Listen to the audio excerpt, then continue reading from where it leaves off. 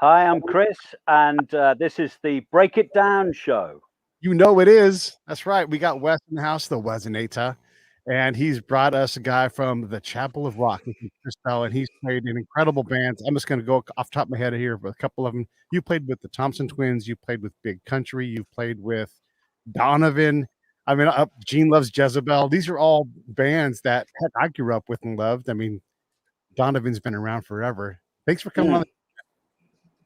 Yeah, no, you're welcome. You're welcome. Nice to do it. So let me ask Wes. Wes, why do we have Chris Bell on the show? You're the guy that said, hey, we got to have Chris on the show. I always do what you say. So well, Chris is one of my all-time favorite drummers, you know. So I met him through John Klein, who we had on the show not that long ago, and you know, we've been hanging out ever since, and you know, we've been working together in the studio. We've been working together live. Chris's other job is he's a kick-ass landscape gardener. So you know, we've done some gardening together as well. So yeah, Chris is my go-to drummer. That's why he's here. What does that mean, though? Because I know your ear is very discerning. You always beat me up that my show sounds like crap and all that kind of thing. So when you say the go-to drummer, why? What is it about? You said he has the world's greatest sounding kit, and it's just the kit specifically. But what is it? Oh, the kit. I mean, you know, we should really wait for John to join the show to talk about the kit. But I'm sure we can come back to it. It's this gorgeous looking, superb sounding old Gretsch kit, which just, I don't know. I haven't heard anything that sounds like it. It's just warm, punchy. It's loud as hell. And I just love recording it. You just point a mic at it and it sounds great. So, you know, and, you know, the other reason is, you know, I know you and John always talk about, you know, what's this thing about being in the pocket as a drummer? Yeah. Chris is a pocket drummer. He's got the pocket. All right, Chris, this is a good place to start. Nice intro. Nice intro. Is that is in the pocket, and then all drummers say they're in the pocket. So what the fuck is not in the pocket? No, just wandering around, not doing much. You know, I think in the pocket is just absolutely being respectful to the music, and probably less is more, and getting that part of you really going where you I would be a great I'm a great fan of Charlie Watts, Richie Hayward from Little Feat, and at the moment I've been really checking out Dave Gadsden from Bill Withers' drummer, who, you know, he doesn't even hit a cymbal going into the choruses, and it just flow. There's a flow, and that's really where I'm at with drumming is actually the groove rather than you know, trying to show off at all like that. I like just generally being the pulse. You know, that someone like Charlie Watts really does it fantastically well. You know. Yeah, Charlie Watts. Yeah, I remember going to see the Stones. It was in the Bay Area. I think it was in Oakland, and I think for the first 3 songs, Charlie Watts hadn't even done a fill, and when he did his fill, which was just a bung dung dung, the entire crowd just cheered. You know, it's that kind of approach which I really subscribe to. Yeah. We saw a guy at NAMM. They were doing like the young artist features, you know, and they band in a shipping container with the window in it, and the drummer's in there. And the best move I've seen a drummer do in a long time was they're doing like this soulful R&B kind of number. Yeah. And then the drummer goes to lean in to put something in, and then just grabs both his sticks and pulls back and just sits there and lets the singer, because it's all singer driven music, right? And I thought, man, that is great drumming, because he put his sticks in his hand, because the song was winding down and it was about sex and everything else, and the climax happened in the song. So he just leaned back and did nothing, which was perfect. I know, but it's what I love is in lockdown. There's been a lot of sort of there's a really good Canadian company called Drumeo. They've been doing really good, like 5-minute slots with people. But my favorite kind of one on sort of Drumeo is the female drummers, because they have that approach. They're much better teachers than the men. You know, you'll have some Austrian guy going, here's to get your hand speed up, and so like this, and it doesn't mean much. Whereas the women tend to really break it down and make it really understandable and quite a lot of fun. So that's what I tend to go for in terms of that kind of online watching people and stuff like that. It's usually the women I pick, but it's nice to watch the women anyway. You know, it's great.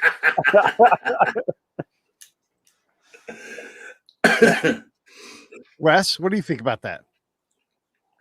Oh, well, you know, it's always cool to I remember doing a couple of sessions where I didn't know who the drummer was going to be, and you know, sort of rock chick shows up as, wow. You give everybody a run for their money. It's amazing. Of course. Yeah. You know, which is wicked. You know, to me, it's like, you know, I know there's a big movement about, you know, always more women, and to me, it's more like, it doesn't matter. You know, we're all in it together. You know, so yeah. You know, it's always nice to see if and when it diversifies. It's awesome. It's always fantastic. Yeah.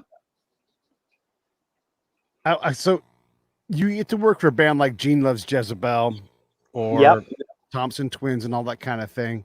Why are they picking you? I mean, people talk about Wes being a gunslinger and how what he does is incredible. Obviously, you've got the same thing, because Gene Loves Jezebel can hire whoever they want. Why are they hiring you? I'd been in a couple of bands. They'd seen me play with the Thompson Twins. They'd seen me play with a band called Spear of Destiny as well. And I was sort of like, I was sort of, I think they just thought I was the right choice for that. And really in '86, when they got a deal with Geffen in the States, they needed someone who could do it. And I learned how to play big gigs pretty quick. You know, it's that kind of thing. It's you just fit the bill or you don't. You know, they've been through a bunch of drummers. I mean, going back to the Thompson Twins, it was very much, I just auditioned, and I was 19 at the time. I just bailed out of art school, which everyone did. Everyone went to art school and bailed out. And this was 1980. They were about 27. I was 19. I was the kid. And they just thought, well, let's give them a go. And so I lasted two and a half years with that. And that was a great way to start, because it was really my university days. It was the equivalent of my university. And so I knew everyone. All my mates were at university all over Britain. Right. So wherever I went, there were friends. And the Thompson Twins were kind of weird. They had sort of quite a few rules. You know, they would you know, we couldn't say certain things, we couldn't use certain terminology, and it was a vegetarian band, which was a disaster back in 1980. It was horrific, the vegetarian food. And so I called, like, Edinburgh up in Scotland, where I knew people, I called it Sausage City, because I'd just say, I'm coming up tomorrow, get the sausages on, you know, and I just like, that would be it. It would be, I'd get my meat hit, you know, by just staying with people, you know. It was, that was good. But it was a really good band as my first band, because it kind of got me to a level where I went into Spear of Destiny and did Spear of Destiny's first album, and that album got me more work than I ever had from any other sort of band in the 80s. That was the one that got me so much work. Yeah. You said off mic that you've been on, I think it was 14 US tours, which was the big. And then what was the difference between a big gig drummer that you learned to become and just like a guy that goes on tour with Donovan who's playing state fairs? I think with something like Gene Loves Jezebel, where there was one tour where it was Echo and the Bunnymen, New Order, and Gene Loves Jezebel opening up. So I learned how to do stadium rock well. You know, it was kind of, you know, which is different. I mean, a lot of people talk about playing to the room, you know, where, you know, but you kind of learned how to play with the ambience. You know, you'd actually find the sweet spot in a big gig where the track would sit rather than, you know, just like plow away like a nutter, you know. And so I just learned, it was just by chance, you know, it was how to do it well, you know. That's what you're after. And Gene Loves Jezebel was great because we used to do B-sides in Ocean Way. Do you know what I mean? It was like we worked in the best studios and with the best producers at that particular time. You know, people like Jimmy Iovine and stuff like that. So it was like that was a good patch. That was a good patch. I want to ask two real quick questions. I'm going to stack them together. Then I'm going to let Sure. John, because John showed up. Okay, so first off, how do young guys like you, who you go get a gig with the Thompson Twins in the early '80s? Holy shit, they're about to explode, and you're this baby who, you know, Don Henley might have got an F in music in college and left and was, you know, basically created the Eagles. But how do you, or Steve White, who gets you know, into that style council gig and he's like 12 or something, he's so young. Yeah. How do you guys keep up with a pro musician, you know, like the Thompson Twins, who already have rules about being in the band, or Paul Weller, who's like done everything at this point? And then the other question is what era of Big Country did you play with Big Country? And then I'm going to let John talk, and I'm mostly going to shut up. Sure. I think the thing with starting out like that was I watched every band that we were supporting, and one of the best bands ever that we supported was in Jury and the Blockheads, which again would have been much older. And I was just like by the monitors watching every single move, and you do that and you just watch and watch and watch, and you'd learn. I learned completely on the road. I'd never taken a lesson. I'd played. I missed punk, right? The first year of punk, '76, I completely missed because I was playing along with headphones to vinyl to the Isley Brothers, Earth, Wind and Fire, Casey and the Sunshine Band, anything with a funky groove. And punk came along and I was like, what the hell's that? Right. And I was still like just firmly in the funk thing, you know, Isaac Hayes, you name it. I was just there. I only got punk really in '77, you know. Yeah. And that was really that. In terms of Big Country, that was much later on. That was about 91. And Stuart, who that lovely guitarist, sadly no longer with us, he really liked it because I just showed up with a 5-piece Gretsch with a Ludwig Black Beauty. And he said, are you going to use that for the tour? And I was like, yeah, that's what I use. Because Mark Brzezicki, the guy, had a 16-piece kit with gong drums and octobands and you name it. And they said, we'll send over the Luton to pick up your kit. And I said, no, I'll shove it in a taxi, you know. And I just turned up with this thing. And they were just like, this is so good. And I was rock out Chris for them, really. It was a different kind of tour. And it was great fun. I really, out of most people that I've worked with, that was one of the nicest bunch of people I ever came across. That was fun. I did about, I don't know, I probably did about a year with them. It was Mark Brzezicki, sort of uber drummer and everything. He always had a sort of bit of a ding dong with Stuart. They were kind of falling out, and then Mark would go and work with like Midge Ure to piss him off, you know. And it was kind of, you know, that kind of ding dong. So I became a sort of one of the decks that they used. Yeah.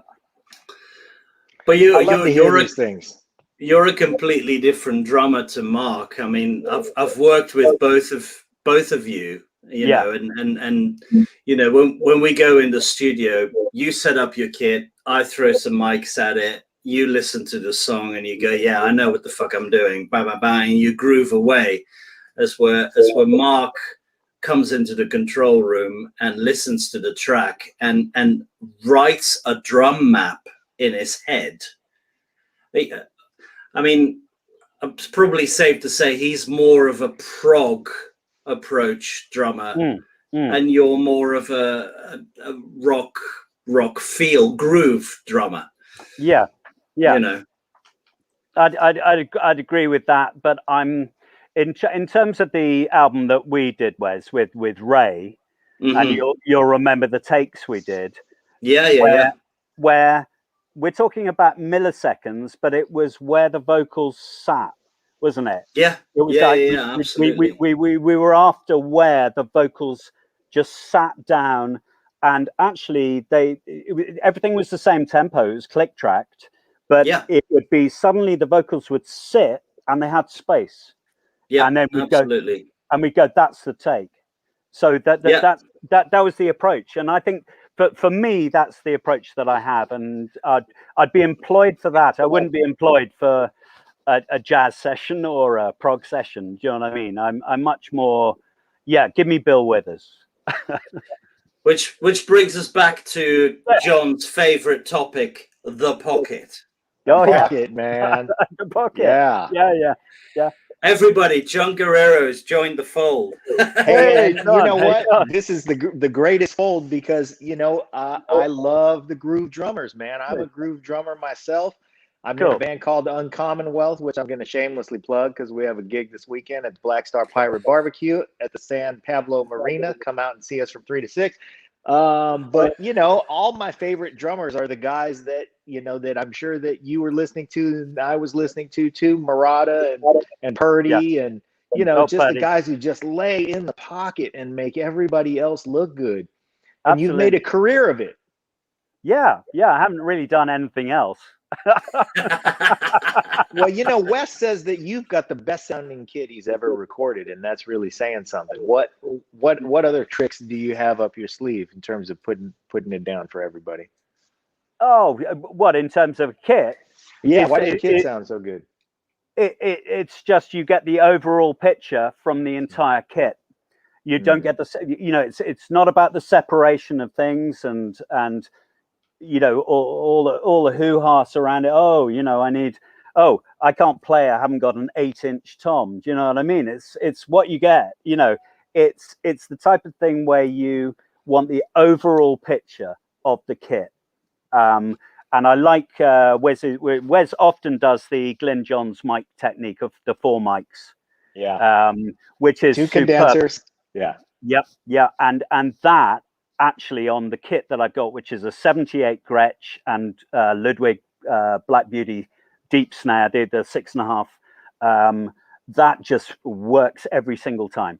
That 4 mic Glyn Johns technique, it gives an individuality to it, where you're not doing so much, but everyone goes, oh, that's Chris. And that's what happened. Yeah, and that's the way it goes. Wes, I got a question for you. How much of it is the kit and how much of it is Chris? I would say 70-30, 70 being Chris, 30 the kit. You know, you put another player on Chris's kit and it's not going to do the same thing. Right. But you know, but that kit it holds a place in my heart because that thing is something else. And I mean, you know, sorry for anybody who's not a drum geek, but that Black Beauty, I've recorded, you know, more Black Beauties than you can shake a drumstick at, but that Black Beauty is the only one that trumps all of them. It's ridiculous. I don't understand what the difference is. You know, you get the same vintage Black Beauty. It doesn't sound the same like Chris's Black Beauty. I have no idea what it is. But I mean, Chris is the reason that I am a drum geek, because I am not a drummer. I mean, I can just about hold a straight 4/4, but I'm definitely not a drummer. But you know, when I'm doing a session, I'll always gravitate towards the drummer and go, "Oh, what are you using there? What kind of sticks are you using? You know, well, what are your cymbals? Are you using coated black dots or clear skins. I'm that boring dude who just goes, "Oh, what are your drums?" It's all because of Chris, because he is my sort of benchmark. You know, if Tom, I don't know what it is, Chris, about your kit, but your toms just, you rack them up and it just sounds great. Yeah, but also I've been using the same kit. I've been using. It is the same kit. It's the same kit. I've been using it for 40 years. Yeah, it's worn. yeah. It's worn in. It's worn. And when I got it, I took it completely to pieces. I can't remember who told me. I think maybe the guy I bought it off. He said, "Okay, it's a really lively Gretsch, and there's no damping in the lugs at all." I took the entire kit to pieces, took all the lugs off, right down to the shells, glass papered all the shells till they were completely smooth, put felts and oiled the felts and put all the lugs back on, blah, blah. I would say that gave me about maybe 40% more volume. I know people have who have exactly the same vintage kit, a 78. I was just going to say, compare it to Barry's kit. To Barry's kit, same kit. It's twice as loud. When we swapped kits in a session with John Klein, they had to move all the mics right back from my kit, from Barry's kit. You know, the same thing. It's you customize it. I would never sell it in the first place, but it would be unsellable. It's so customized how that kit is. It's got different things just stuff I've plundered over the years and found in shops. So it's a very simple kit. I normally use the four drum kit, but sometimes the 10. Sometimes I've got a massive 18, which can just be the thump, you know. So it is about playing the same thing. And I've met so many drummers over the years who the usual question is like, "How many kits have you got, dude?" Like this, right? And I just go, one like this, and that's it. And they're like, I'm like, "How many kits have you got?" And they go, 9. And I'm like, "How many do you use?" You know, and it's costing them a fortune in storage. You know, I mean, it's like, it's mad. Just have the one kit, specialize. You know, that's it. Yeah. Yeah. Did you do anything else? Did you do anything to the edges? Did you cut the edges or? Not really. Just really went with glass. Just really glass paper.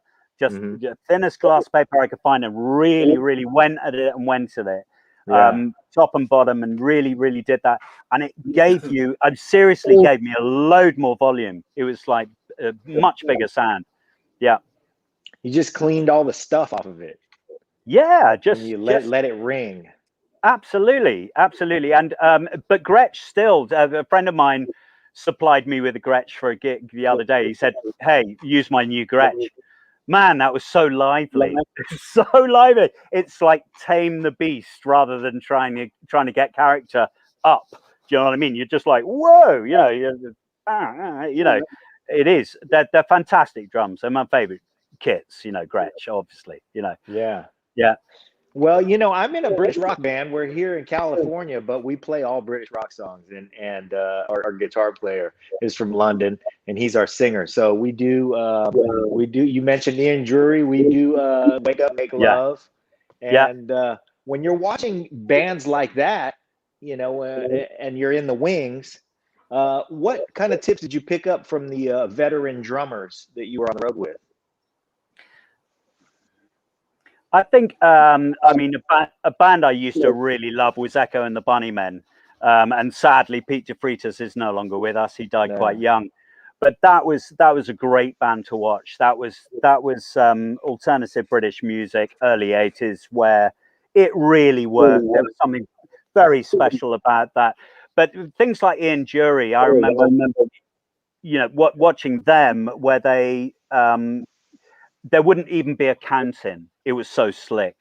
There would be a cue word from Ian Drury, who liked doing a lot of talk, you know, a lot of the talk, a lot of patter in between numbers, and then there would be a cue word, and the band would just go bam, like it. No click, no nothing. It was slick as anything. And I was always after that kind of show You know, it's about doing a show. It's not just, you know, the usual stuff. It's make it your own and make it a show and be inventive with stuff, even endings and beginnings and stuff like that. That's where the fun comes, and that's where a real seasoned band who's played for, let's say, has been on the road for 3 months or something, you go and watch a band like that and you're just like, okay, you know, you're really doing it. You know, that's where it becomes amazing, and that's why I still like to tour. Wow. Yeah. Well, you know, having played with a band like the Thompson Twins, how much are you playing to anything that's tracked already? Not when I was doing it. It was very much the early kind of drummers. We had percussionists just turn up and join in. You know, great, you know, great Rasta percussionists used to just turn up. We used to have a sound system where there was a reggae dub system called the Mighty Observer from Brixton, and they used to plumb in these wardrobe speakers to RPA, and we do all that, and it would turn into a drum workout. Really, it was quite a market in terms of the early stuff compared to what they sort of became later on. Oh yeah. So when you're part of the evolution of a band like that, because you played on their first 2 albums, right? Yeah. And you see them take a different kind of direction. Sure. Do you feel like that's a departure from your playing, or is there any like residual, like, oh, if I was still there, I would, you know, you think about creative things you would do on those records? Not at all. No, not at all. You moved on. I moved on. I moved straight, pretty much. I mean, I think you know, we all got the boot in. We did a fantastic run of gigs, and we did Glastonbury in '82 in the afternoon, and then drove over to Stonehenge and did the second last gig at Stonehenge, where the whole thing was surrounded by cops, and we supported Hawkwind at midnight. Like, you know, it was absolutely ridiculous, you know, what we were doing. And then they decided with a new deal to Arista Records that they would go sort of more electro pop and basically make some money. But I was pretty quickly, that was basically, when was that? That would have been late summer. By the autumn, I was in Spear of Destiny and doing that album. And as I said before, that was the album where it kind of came together for me. And that got me a lot of work. It got me a lot of cold calls. It was an album called Grapes of Wrath. And I just had, you know, I had people like sort of Nina Hagen from Germany just calling me up and saying, come and play in Berlin. You know, it was those kind of sort of, I'd kind of sort of hit something good by that time. So I was still up and running. I think the guitarists who got fired, they just went back to normal jobs because they were old. They were in their 30s, you know. It depended whether you were kind of resilient, and which I was. I'm still doing it, you know. Yeah. And resilient and low overhead at your age. Oh yeah, and stupid enough to do it, you know, as well. So yeah. Have you and Wes ever worked together in a live capacity? With Wes? You and Wes, yeah. What was it? What were they called? Gallows Ghost. Well, I mean, we did. Well, Gallows Ghost, I was actually on stage with you. Yeah. But we did the Hugh Cornwall tour in the east. In the east. In Lithuania. Uh-huh. In Lithuania, yes, yeah. We did Snail. Yeah. With John Klein. Yeah. And Raie, of course. Of course, yeah. Yeah. So yeah, no, we've been working a while now, really. 20 years. 20 years, yeah. I think, probably. Yeah. Well, yeah, something like that. It's got to be. Yeah. Okay. Hey, I got a question, Chris. How does a guy who fancies himself a pocket groove funk drummer end up in all these bands that are not that? I mean, not that there's not funk and groove in the Thompson Twins and that kind of thing, but why didn't you just get jobs in a bunch of bands that played the kind of music that you like to play? to be honest with you, it would have been what came along.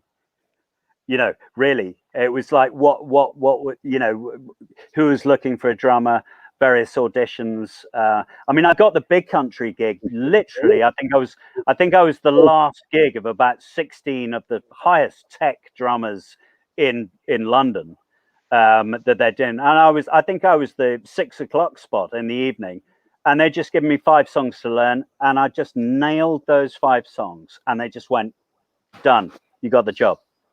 I'll answer that question. I'll answer that question for Pete, and that is because when Chris is playing, other players say, I play better when Chris is playing. And that's possibly the thing that we love about pocket drummers is that they make everybody else look good. And sometimes just laying back in the cut is just what a band needs, no matter what kind of music they're playing, for everybody else to be cohesive. You're the heartbeat. Yeah, I'd agree. I'd agree. Absolutely. And that's kind of the point. I think everyone's different. Everyone has their, you know, you could be a builder and you could specialize in something and you're incredibly good at that. And you'll be employed for that. So it's kind of, it's the same thing. You know, people would know what I do and therefore I would be employed for that. Yeah. You know, I'm not going to get a techie jazz gig ever, but I'm like Fred Armisen. I don't really like jazz in the first place. I want to hear the melody. But then on the other hand, your hero is Gene Krupa. Well, that's why I started playing. I saw it was called the Gene Krupa Story in the States. It was called Drum Crazy here, and I just looked at it. I was about 13 or 14, and I just went, yeah, that looks fun. I'm going to do that. That was it. And I asked my folks. I said, "Can I have a drum kit?" And they went, "No." And of course, yeah, of course. And my granny died, and in her will, she left me 300 quid. I just went out and got a kit. Oh, thank you, Granny. Thank you, Granny. You know, yeah. Hey, Neil Felgate has a question. He said, by the way, he's pretty damn good drummer too. What is Chris's most memorable studio session? That's a great question. Oh, there would be second best sounding kit that Wes has ever recorded, by the way. Okay. Neil's kit is a lot bigger than Chris's. There was a good one with Gene Loves Jezebel, where Gene Loves Jezebel had done they'd done a track called Desire, and that became a #1 dance hit in the States, which was, you know, that's to do with radio play, not sales, but that gave it a huge profile, and they were on Geffen by that stage. And so Geffen gave it the green light, and we had Gary Gersh, who's the A&R man, who then, I think after the Jezebels, he left and went to Capitol and signed Nirvana. So he knew what he was doing. And so anyway, he put us in with Jimmy Iovine in Herb Albert's studio in LA, A&M. A&M, right. And Gary Gersh came to me and he said, Are you ready? Are you ready for this? Because Jimmy Iovine has this reputation of being super tough on drummers, like super tough and blah blah. And you know, do you need me to hire a rehearsal room so you can get your chops together or anything? I said, no, I'm good. I'm good on this, you know. And it was nice of Gary Gersh to say this and everything like that. And I went in and there was all the setup and blah blah. And I nailed both the tracks. Day one, done, finished. And Jimmy Iovine came up to me and he went, "You're not bad for a white guy," like this. And I said, "I'll take that as a huge compliment, Jimmy." And that's the only thing I ever fucking said to him, you know. But it was like, you know, he that I think was a really good one because I nailed it. I absolutely nailed it. Day one, done. You know, yeah. Can I hire a rehearsal room so you can get your chops together? Oh, wow. Yeah. Oh, yeah. That was awfully hospitable of him. But I like that you just thought, no, I'm going to just get my 5-piece Gretsch kit and my deep ass pocket. We're going to sit in here and put these down. Absolutely. But there would have been a session player lined up. You know, there would have been probably not Jim Keltner, but someone of the caliber. Do you know what I mean? It would have been that. How old was I then? I think I was 26 or 27. Do you know what I mean? About that age. And yeah, I just went, no, to hell with that. I'm just going to nail it. And I did. So nice. I think that's probably the session where I just went, oh yeah, no, I got it. Yeah, you were justified. Because Yeah, I mean, if that's, you're talking about having that kind of a budget where you got Jimmy Iovine, you're doing it at A&M. Jeff Porcaro's still alive. Oh, JR's plenty busy. Everybody, you're surrounded by guys who could sit in the chair and get it done. And instead, you just put it down. Oh yeah, but I knew that Jimmy Iovine had that. I mean, he didn't like Stan Lynch. Right, he made Stan Lynch quit the Heartbreakers. I mean, who doesn't like Stan Lynch? Do you know what I mean? Who doesn't like that pocket? And I mean, he was always trying to get Tom Petty to work with other people. It was sort of like, it was like, why? But so yeah, no, I had that was a good moment. Definitely. That's terrific. It's like a game show almost. You've got mystery drummer behind, door A. Yeah, it's Porcaro, and behind B. Yeah. You're like, can I make it? But you made it, man. That's awesome. Yeah. Through the gauntlet. Let's talk some more about your influences, because Gene Krupa, I can imagine him being an early inspiration, but clearly you've had influences that impacted your playing a little deeper. Who were they? I think it really was the all those funk people. I mean I really, it was odd in terms of watching Top of the Pops when I was a kid. The two things that I liked the most was Alice Cooper and the Alice Cooper Band. Right, that was dangerous. That was just dangerous. He got banned from TV here, and I was like, oh, good. I was maybe 14 or something. I was just like, wow, that's cool. And then the other thing that I loved was Casey and the Sunshine Band. But like, not predominantly that it was a black and white people working together, but there was something about that, and there was the fun and the joy in that music that I really, really like. And great kick drum work. What great kick drum work on that stuff. It's really cool. Other influences just would be, it was interesting. If I was to tell a 20-year-old now about the squat culture in London and in Britain in general in 1980, where huge parts of cities would be squats, and they were like a scene from the Aristocat. It would be like reggae dub in the basement, the Clash on the ground floor, XTC on the first floor, someone sneakily listening to Rumors on the second floor. You know what I mean? You weren't allowed to do that. You couldn't not have Rumors in your record collection. It was super uncool by that stage. And it was that kind of thing where you just thought, yeah, everyone's getting the same influences. And in fact, I still work with Kirk Brandon from Spear of Destiny and Theatre of Hate. I work for Theatre of Hate now. And he's like, why do we work well together? And I said, because we're from the same time. We were exposed to the same influences at the same time. The Clash would have been huge. Topper was exceptional as a drummer, absolutely exceptional. And it was the same. The bands getting together who had the same influences was a really big part of that alternative scene, post-punk alternative scene. It was finding the right people. London was about attitude. Things like the West Country, where I live now, was all about playing. I mean, I've got a great friend who's a bass player down there, and he said if you couldn't do the runs of John Entwistle on My Generation, the ding ding ding ding ding ding ding like that, if you couldn't do that, you didn't get the gig. Like that, no one cared about that in London. No one cared. It was about how you looked, what type of person you were, what that, all those things. That was more important in London. The intangibles. Yeah. That's terrific. I don't know the name of the percussionist for Casey and the Sunshine Band, but he's the one guy who's been in the band he was in the band for like 45 years. He was the one guy who endured.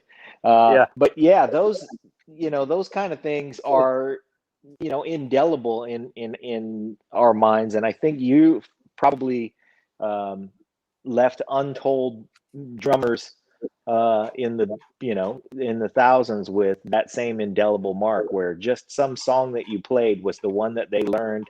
Oh, you know what? I'm supposed to leave room, or I really have to make my bass drum solid, or I drive forward with my bass drum and I pull back with my snare drum, or whatever that little lesson was. Was there some little lesson like that you learned that was really special from a drummer in your influence past? Yeah, don't overuse cymbals. I think a lot of the modern drummers, lot of the modern drummers, it's all top kit and bright shiny cymbals, and it's all like this. There's a massive array of just noise going on. If you don't use cymbals, you're doing tom work and you're doing shuffles and like that. The front of house guy, Mr. Wes on front of house, he can ride all the overheads right up. He can even push the vocal mic. He can do that, and he will know the songs that I'm not going to even touch a cymbal on. If anything, I'm just keeping time on the left foot on the hat. That would be the only thing going. Like literally a lack of cymbals rather than use them. And then when you do use them, they become real stabs and punctuation points and everything like that.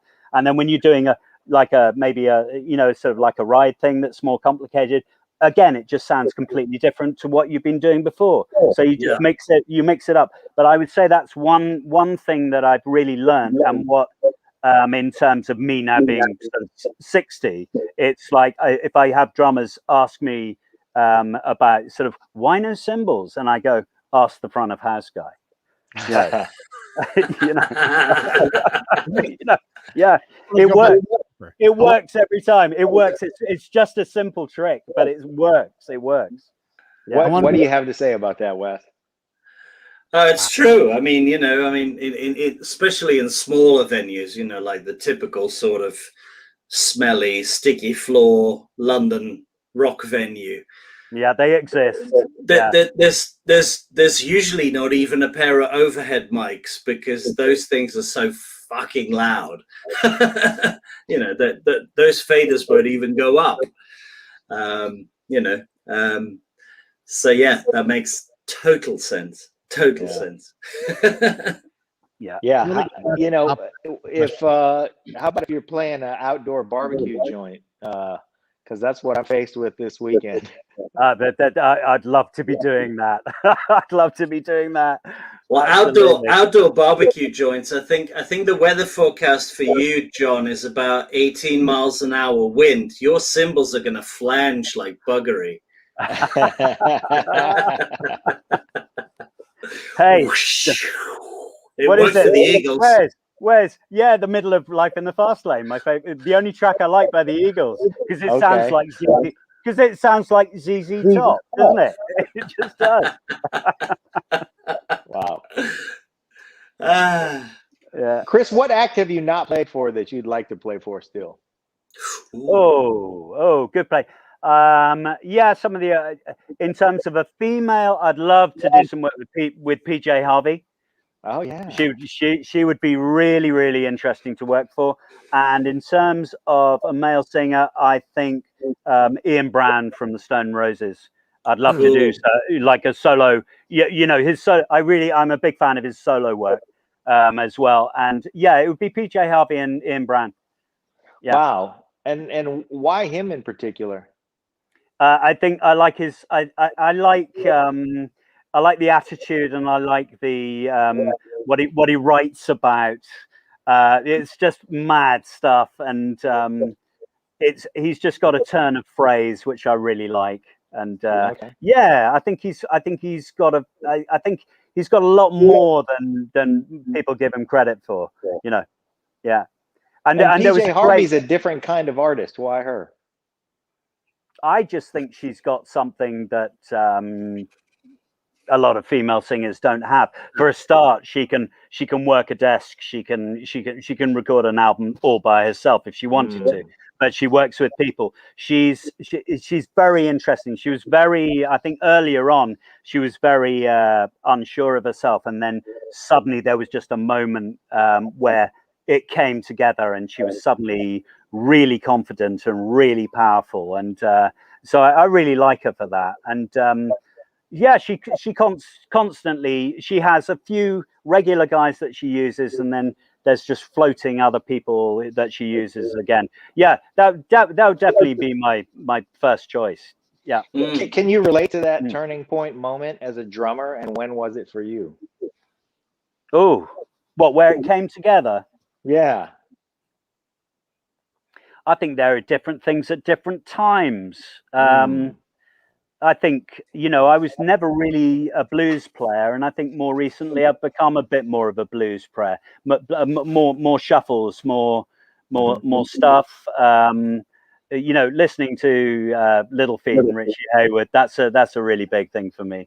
You know, the live. There's been some brilliant live recordings, especially from Holland, where they were quite big before they were big in the States. Just radio shows where it's absolutely stunning what they do. I think probably you could say there's steps on the ladder as a drummer where you'll stay put for a while, and then you just go up something, and you just find something, and you just move up. It's just bit by bit. And I would subscribe to the Indian thing of, I love that Indian drumming thing where you're never a master until you're well into your 80s. You know, literally, I mean, you're 60, you're a novice still, you know, with that stuff. And I think I still think of myself as a novice. Definitely. I think there's always more to go. There's always more to learn. You know, Wow. and anyone who comes along and says, I've done it, I don't believe them. You know, there's more. There's more. Yeah. There's always more. So if the shuffle is, I can relate to that because I love and appreciate the shuffle so much. Still, as a very confident working drummer, not convinced I play one any good. So yeah, I'm waiting on that revelation myself. Yeah. It's just. I think it's listening to the right stuff. It's. I mean, there are. I do quite a bit of work for that. What you mentioned before, Chapel of Rock, you know, which is sync music. It's through APM in Manhattan and stuff like that. And that's something where that kind of side of it has come along. You know, it's kind of just because we're recording every couple of weeks. You know, it's sort of you just get into in a normal time you're playing every couple of weeks. You know, doing stuff, and I think that's a really good thing. I think it's just find ways to play. I've always had speculative bands like over the years. There was a fantastic band called Space Police that was with a jungle rapper called General Levy, you know, and the other stuff. There was a dance thing called Kane with the brilliant name of Kane Denable. Which was fantastic again with another rapper beatboxer and stuff like that. And I think it's important to do this and stretch yourself and do other stuff and just sort of and mix it all up, and you find other stuff. You just find stuff. You just like, I would have never thought of doing that if I hadn't been doing this gig. You know, it's sort of, I think that's important. That sounds like something Topper might say. Do you think that you to do all these different genres and everything? I'm curious.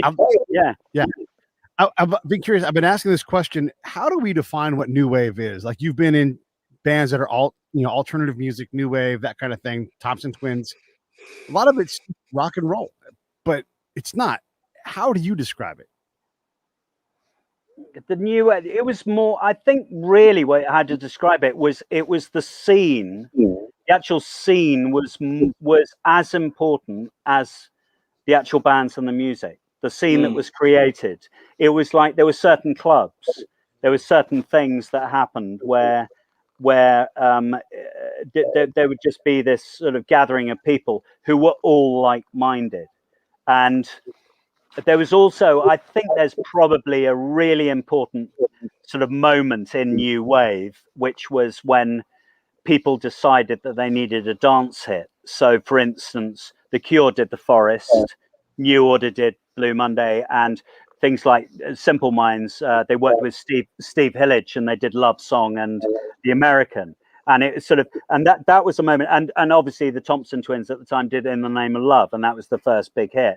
So it was that became an important thing, that you had a dance hit. Yeah, and I think that put it into the clubs, and so therefore the scene kind of embraced it.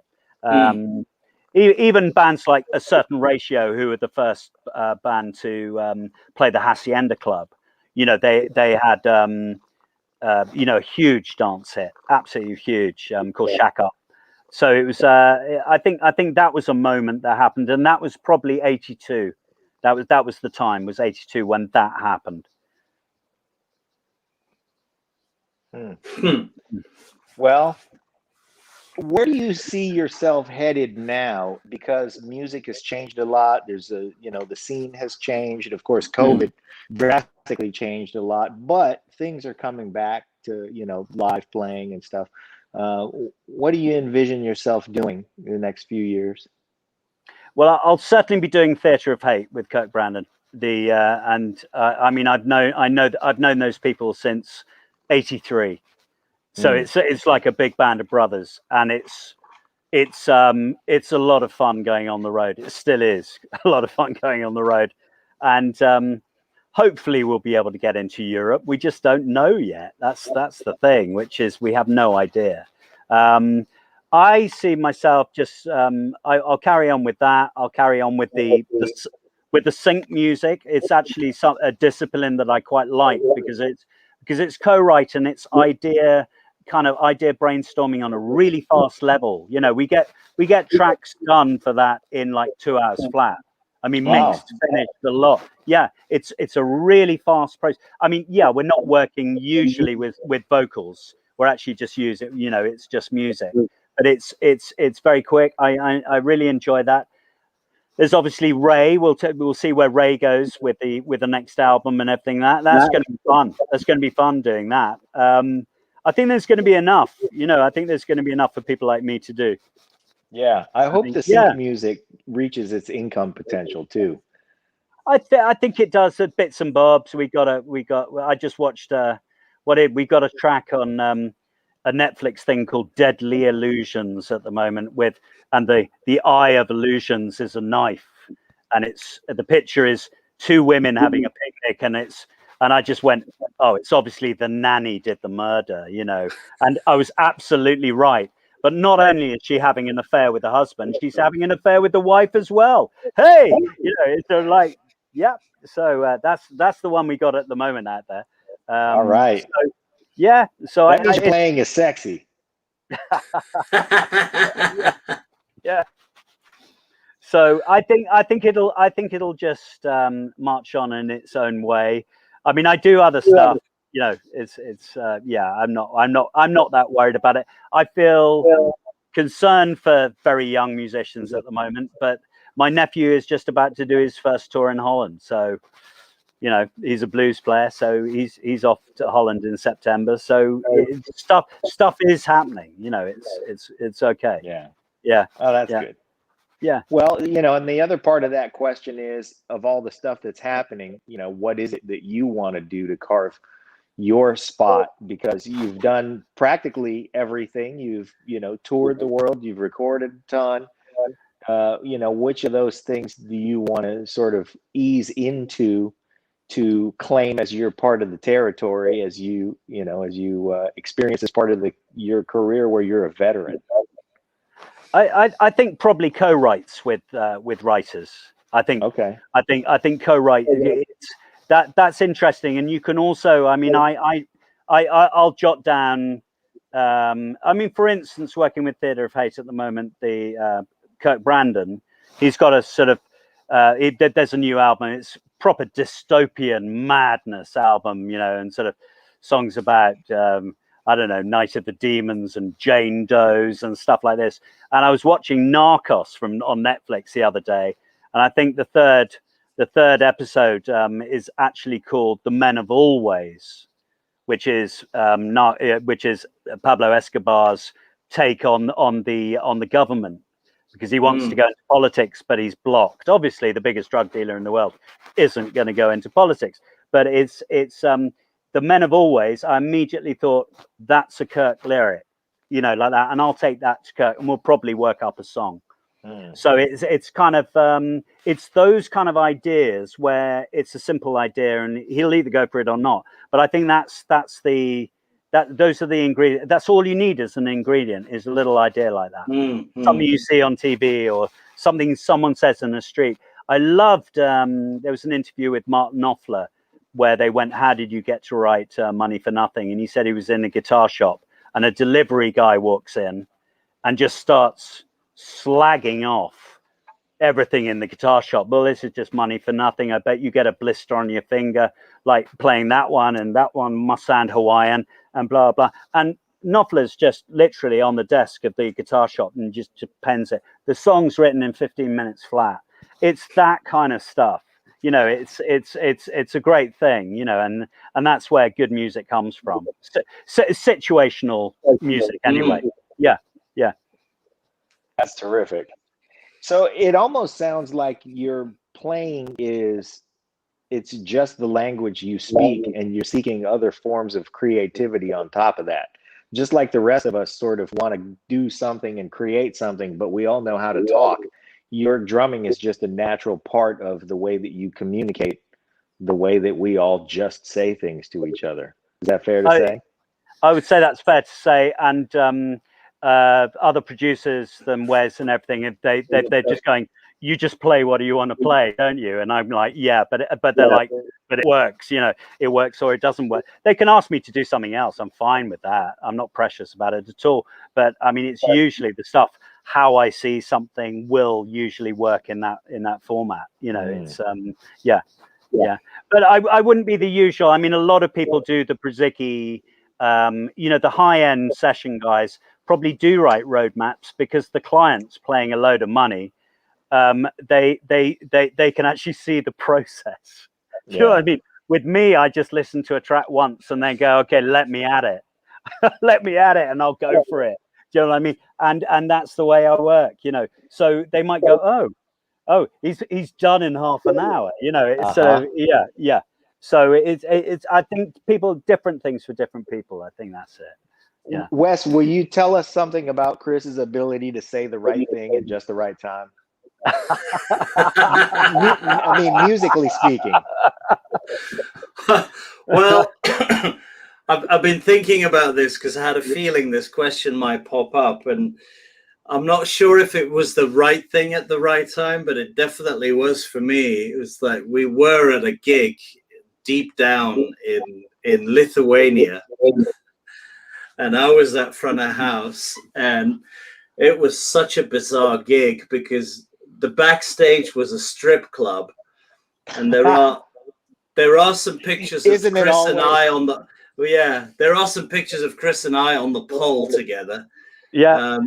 But we went to do this gig, and you know, there were not that many people there. It was freezing fucking cold out there. So, but serious song, really cool track. You know, we got front guy doing his thing, bass player doing her thing, Chris is doing his thing, and in the middle of this, I'm at front of house, and in the middle of this song, Chris blasts this ridiculous drum fill, and I corpsed, and the bass player corpsed, and Chris was trying to keep it together because he was belly shaking with laughing, and the main artist had no idea what had happened, and we were all corpsing. And for me, that is it. I mean, putting the right thing at the right time, you know, when you're at a basically a shit gig, and Chris just nails the most comical drum fill on the planet.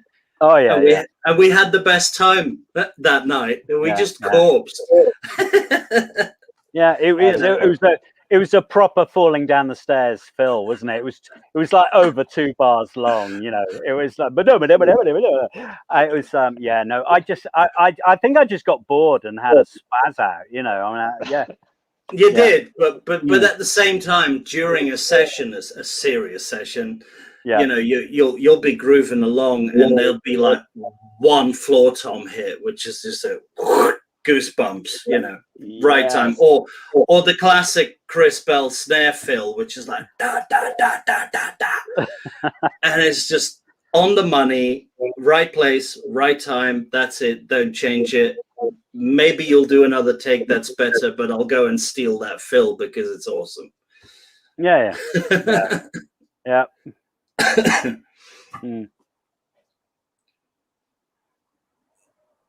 Anything else? Anybody got any closing thoughts? Closing thoughts. Oh my God. Closing thoughts. We have to tell you about John Klein. Absolutely. I was waiting. Wes wanted me to tell you about the Specimen Tour with John Klein, which was the craziest thing that I had ever done in my life. And when I was later on, when I was in Gene Loves Jezebel, people in LA asked me about it all the time, right? What happened? It was quite extraordinary. And we were in Minneapolis and we'd done a gig, I think at Prince's Club. We'd done a gig there. And yeah, it was a weird hotel with a swimming pool in it, and they were all making fun of the goths all dressed up and everything like this. And I think we did it. I can't remember. I think we did a runner from the hotel. We got to the airport. We got to the airport, and John, who'd been up for about 3 days, he was wandering around the airport off his head going, buy me an airplane, because the airplane was late, right? And you buy me an airplane now, like this, right? 2 cops come out and they go, right, guy, ID, like this. John just drops his trousers and goes, here's my fucking ID, right? Right, like this, right, in the middle of the airport concourse, right? All gothed up. I mean, looking like something from, like a zombie from Halloween.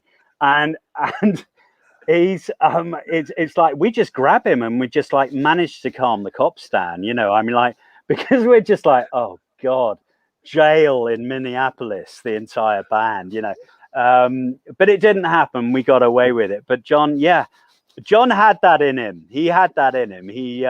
I was kind of sort of more of the kind of logical guy. You know what I mean? It was like, yep, John was out of control then. Yeah.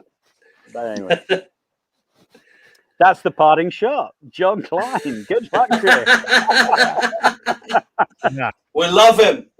Yeah. He mentioned how crazy it was on tour. And I think he even said a different tour was like the craziest of all time. So it sounds like for him, any tour was crazy. No, that was the same tour. It probably was. It probably was. It was. We were out on the road in America for 6 months, and we did 15 gigs. The rest of the time we were partying and running Batcave clubs. It was insane. It was utterly insane. And I remember seeing the publicist, like maybe 10 years later, and he was convinced that most people were dead from that tour. It was extraordinary. It was it exploded. It imploded. It only lasted about, the band only lasted about 2 years. It was that out of control. But I remember when I was in the Jezebels, it really was talked about a lot by people in the industry. They were going, it was like 2 to 3 years ahead of what came. It was quite extraordinary. It was like a production of the Rocky Horror Show in the Midwest in '83, at the end of '83. It was quite extraordinary. Why someone didn't shoot us, I just don't know. It was extraordinary. Yeah. All right, let me wrap this thing up. Hang on, you guys. Hey, thanks for watching the show. I really appreciate it. Right here, you can subscribe. Please do that. It makes the show grow. Hit that notification bell so you know which incredible guest is coming up next. Down below is the PayPal link. You can put a small subscription in. That is an enormous help. All that money goes right back into the show. And then right up over here are the next episodes you should listen to, curated by yours truly. Thank you so much for watching the Break It Down Show.